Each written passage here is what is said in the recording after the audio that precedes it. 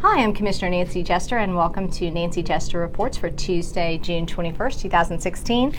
Before we get started on a recap of your Board of Commissioners meeting today, I want to make some meeting announcements. A reminder that tonight, the 21st, Tuesday, here at the Maloof Auditorium in downtown Decatur, at 6, we have a informational SPLOST meeting for the potential referendum that could come before voters in November. Immediately following adjournment of that meeting, Commissioner Rader and I are having a public comment session so that we can hear from you about what you think about SPLOST and get your opinion. And again, so the meeting starts at 6. To get information, the administration is going to run a meeting from 6 to maybe 8-ish. And immediately upon adjournment of that meeting, Commissioner Rader and I will do our public comment meeting. So that's tonight.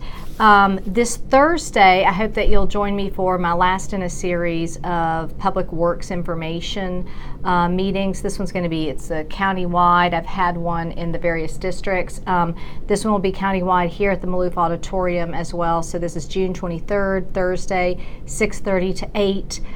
So from any district, come on down and we'll have folks available for you to talk about any public works issue. That's water billing, sanitation, roads and drainage, those types of issues. Also want to let you know that on Monday, that's the 27th, we will have a mid-year budget meeting over at the Tucker Library, the Tucker Cofer Library at 5234 La Vista Road in Tucker. That's going to be, it's going to start at 9 a.m. and go to approximately 2 p.m. So we're going to be doing our mid-year budget review. So those are very important meetings. So today we had our Committee of the Whole meeting where we receive information, go over our agenda that we'll be voting on next Tuesday. So we received some various presentations. We had a presentation and a request today from MARTA to give them money to match a grant to study the corridor for rail down I-20. That was a large amount. They're asking for $2 million. They want to put in transit-oriented developments there and study, again, rail there. I am not opposed to transit-oriented developments for I-20, but I'm opposed at this point to $2 million to study this. That seems quite excessive and unnecessary on, for the taxpayers to pay for that at this time, especially given the how slow rail is to come anyway. I mean, that would involve so much federal so many federal dollars and so many things. So I'm net positive about that. We received an update on the Utility Customer Operations Center. That's really your water billing center, so that's what it's called. We looked through and got new information on their latest statistics and things we're doing. We're trying to codify and update our processes there because prior to the end of 2014, beginning of 2015, it was kind of the Wild West of customer service. You could never get anybody on the phone, and they didn't have really delineated procedures with how they were going to deal with anybody's water billing issues. So we've come a long way from there. We have a long way to go, so I don't want to suggest that we're where we need to be. But we received an update, and that was quite informative. So I'm positive about that at this point.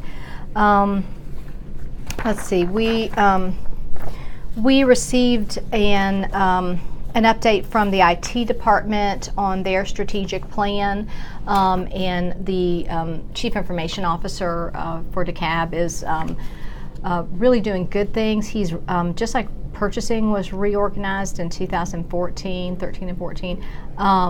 His department, IT, has been reorganized this year, so they're doing better work, more productive work with fewer employees, so it's costing you less. And they're also really reining in their outside consultant work, so and being better utilizing the systems that we have, the databases that we have. So this was a very informative look at IT and the strategy going forward. Lots of information in that.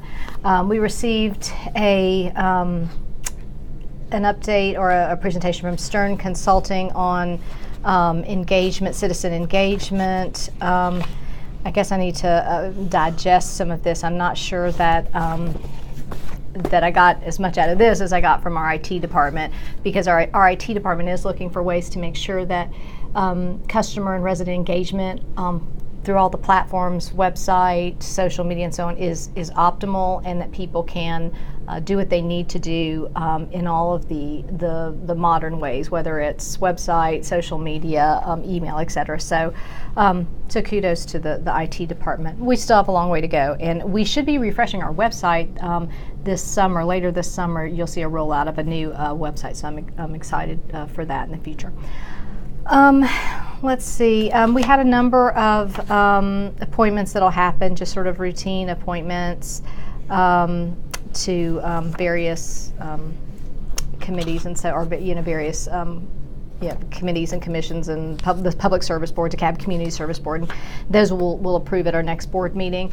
We did get our mid-year budget, so I have to go through this now, and again on Monday we'll have that meeting where we can go through the budget publicly and ask questions of the administration, but we have our hands on it now.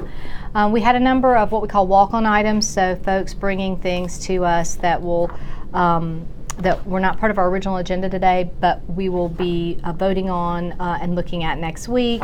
Let's see, to draw to your attention, I've got to read through this, but we've been given a resolution to consider adopting a Title VI policy, so I think that will have implications. We are changing the name of a creek to honor the donors of the land around it. So the new name of it will be the Morse Creek. So that's good news.